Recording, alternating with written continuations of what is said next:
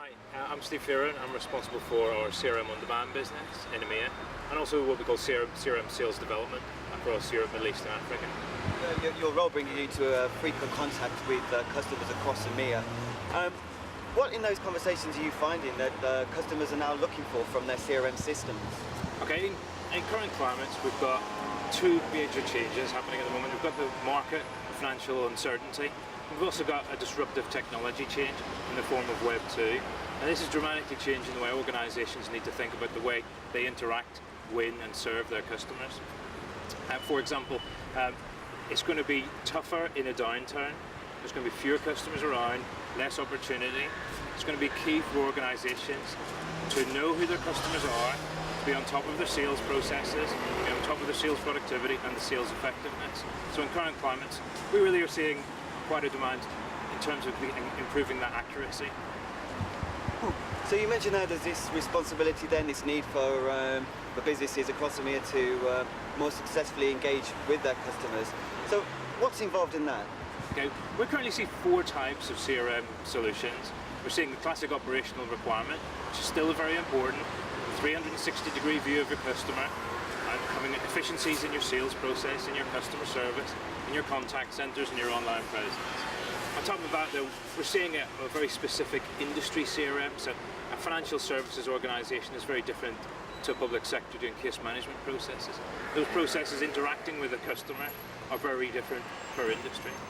What we're also seeing is a breadth of CRM process. So formerly it's not just about interacting with the customer, it's also exposing the inside of your organisation.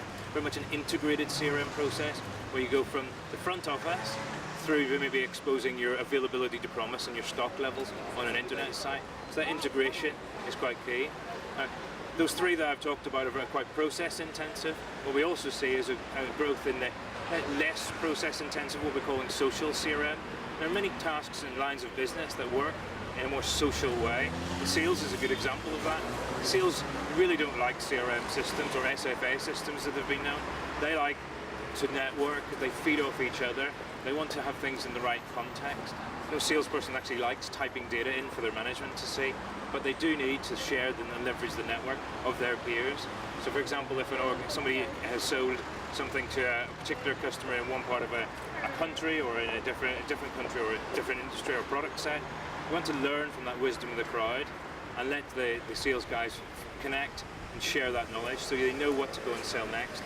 Feed off each other, share that wisdom and go and execute themselves without having to put lots of process around that. So you're talking really here about bringing kind of consumer social networking tools into the enterprise.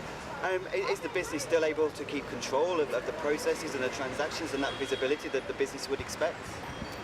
It's not about losing control, it's really about applying what's happening in consumer land, applying that on the outside of the organisation, just applying those techniques internally. So, think about what we do as consumers on Ning or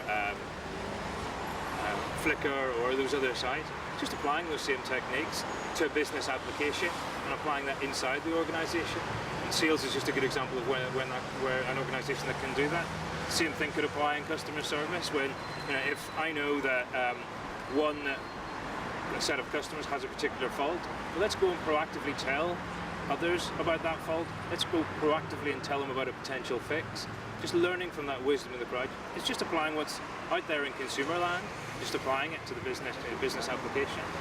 And what are customers across EMEA then making of social CRM when you have these conversations about its capabilities with them? I think they're doing it already in terms of social CRM. Not so much in the inside, like we just mentioned, but on the outside, think of what you do with your mobile phone bill. You get your mobile phone, you can look it up. It's a relatively static bill. What if you could take that further? The expectation of consumers for what services could be provided has gone way up, and actually it's a great opportunity for organisations. So instead of just thinking about presenting my bill, what about if you showed me what my personal usage was, how many texts was I sending, how many calls was I making at a particular time? Then learning, how do I compare with somebody else of my age group or of my town or of my whatever?